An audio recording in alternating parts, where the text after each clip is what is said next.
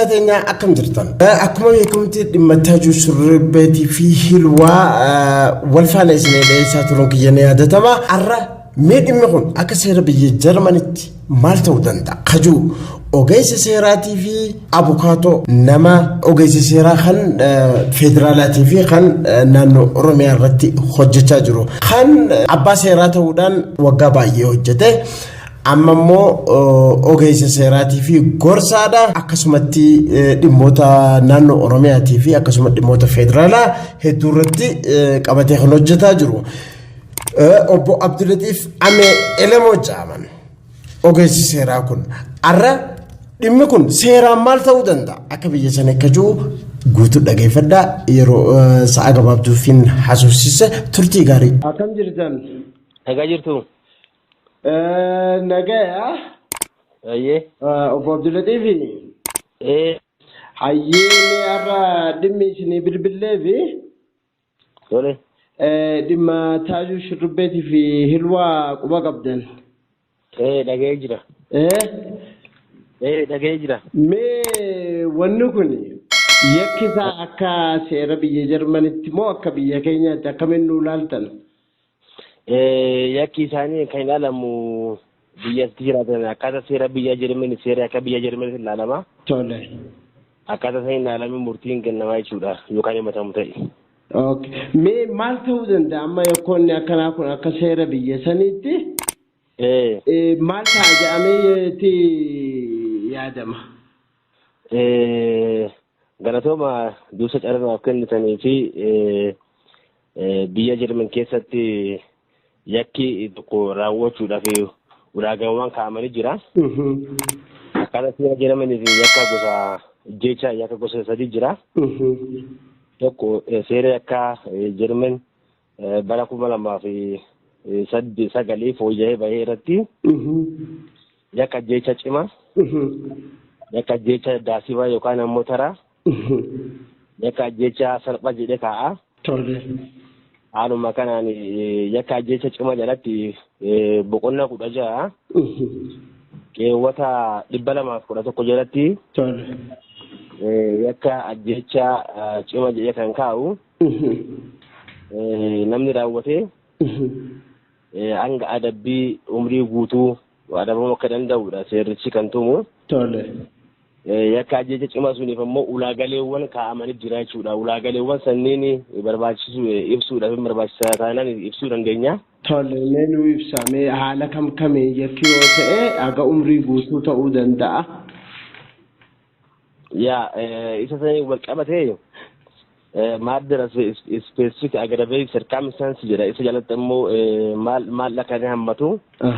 Namni tokko yakka jecha cimaa raawwate kan jedhamu fedhiidhaan ta'ee yookaan immoo quufaa walqunnamtii saalaa isaa fiixan baasuudhaaf araadaadhaan kaka'umsa bu'uuratiin dhoksaadhaan yookaan immoo gara jabinaan mala uummataadhaaf balaa fiduu danda'uun yakka biraatiif haala mijaa'aa uumuudhaaf yookaan immoo haguugi kennuudhaaf yaadee gocha gara jabinaadhaan yakka jecha yoo raawwate hanga umrii guutuu adabamuu akka danda'u seera biyya Jarman seera kutaa yookaan ammoo keewwata 211 jalatti ifatti himamee jira jechuudha. Tole. Inni lammaffaan ammoo keewwata 212 jalatti kan jiru ajjecha daasibaa kan jedhamudha. Maarder jedhama inni. Isa san jalatti namni yakka raawwate haala keewwata 211 amma ibsine kana alatti jechuudha. Fedhiidhaan sun taa'ee fedhii nama jeesoo osoo hin qabaanne yakka jecha kan raawwate yoo ta'e hanga hidhaa waggaa 5tiin adabamuu danda'a jedha. Yoo maal ta'e? Haala amma ibsine kana alatti nama jeesuudhaaf kan yaadne eeyyene. Inni sun intentionii qaba of keessaa beektaa itti karoorfamanii yaadanii qophaa'anii. Tole. Of keessa yaadi qabaachuudha inni duratti dubbisee keewwata 211. Keewwata 212 jalatti ammoo haala sana itti yaadin itti qophaa'anii ajjecha kan raawwate yoo ta'e inni sun ammoo ajjecha nama daasibaa jedhama. Hanga waggaa 5 adabsiisuu danda'a jechuudha keewwata tokko jalatti. Keewwata lama jalatti ammoo haalli ciccimaa yoo jiraate inni immoo hanga hidhaa umrii guutuu akka danda'udha kan ibsu seerri akka biyya Jarmanii. Tole. Inni sadaffaaf inni dhuma ammoo yakka ajjecha salphaa kan jedhamudha. Akkaataa seera akka jedhaman keewwata 213 jalatti. Tole. Murder and mitigating circumstances jedha. Achirratti immoo ulaagaawwan kaa'amanii. Namni tokko yakka jecha salphaa raawwate kan jedhamu haala gaariin taaneen qabiinsa haala gaariin taaneen.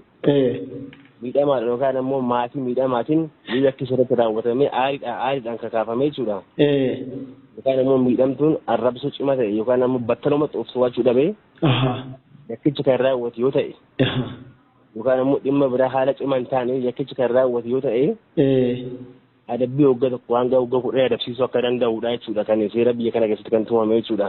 Tole.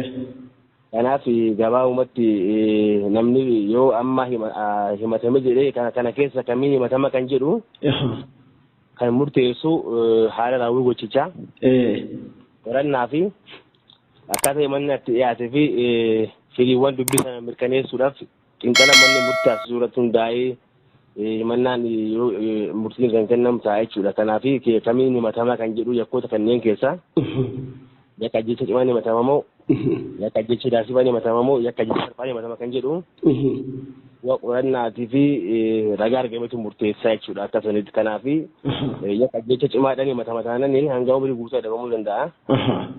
Yakka jecha daasiban himatama taanaan hanga waggaa 5 adabamuu danda'a. Waggaa 5 gadi taanaan yakka jecha salphaadhaan himatama taanaan waggaa 1 hanga 10 adabamuu danda'a jechuudha akka seera Jarmaniitti yoo yakka biraa dabalataan yakkoota daddabalama biraa raawwachuu yoo baate. Baay'ee gaariidha obbo Abdulaxiif ogeessa seeraatii fi abukaadoo yaada nuu kennitaniif guddaa si galatoomfanna.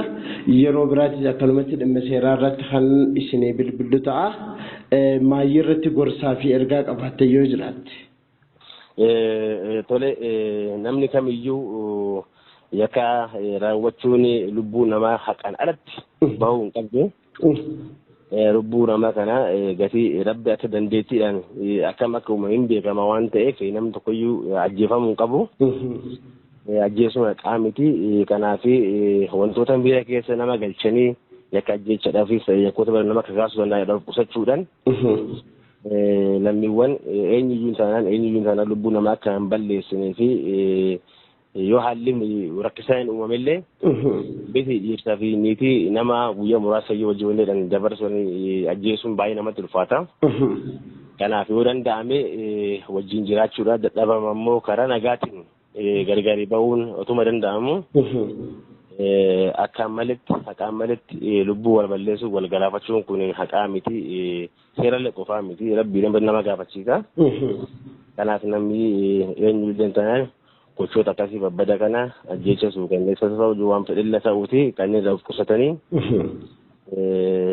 akka isaan karaa nagaadhaan waliin jiraatan dhaban ammoo gargaarii deeman. Kanaan alatti ammoo lubbuu nama ajjeesuun sirra kan taane of eeggannoo gochuu akka qabaniin dhaamsa dabarsuun barbaada jechuudha haala carraa gadhee kanaan fayyadamee. Hayyee obbo Abdulaxiif Ammee Elamoo ogeessa seeraatii fi gorsa seeraa yaada nuu laatteef guddaa si galatoomfanna. Galatooma. Galatooma isinis. Hayyeegaa ogeessa seeraa obbo Abdulaxiif Ammee Elamoo yaada nuu kennee fi akkasumatti gorsa nuu kenneen namni hedduun akka yaada bareedaa irraa fudhatan abdiidha qabna.